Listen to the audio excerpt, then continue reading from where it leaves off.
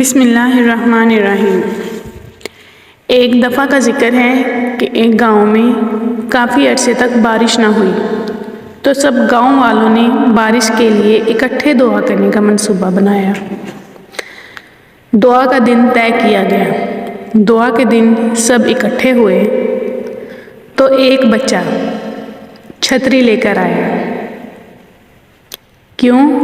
کیونکہ اسے یہ یقین تھا، اس کا یہ ایمان تھا کہ اس کا پروردگار اس کی بات ضرور سنے گا اور اللہ پاک اس کی دعائیں قبول کرے گا اور بارش ہوگی۔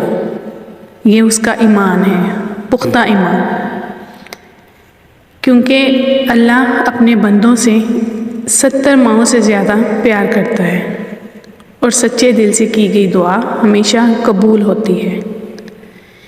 اسے ایمان کہتے ہیں۔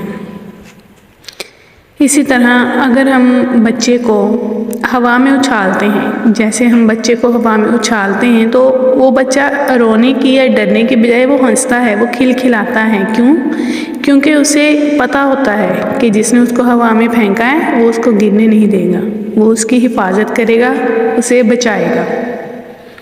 یہ یقین ہے، یہ اس بچے کا یقین ہے اس پہ، اس انسان پہ جس نے اس کو پھینکا، کہ وہ اس کو بچائے گا۔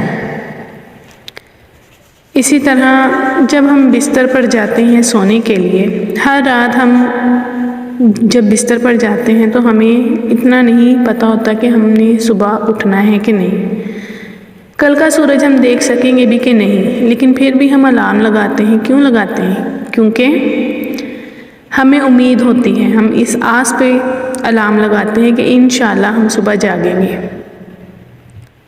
اسی امید پہ ہم ہر روز الارم لگاتے ہیں۔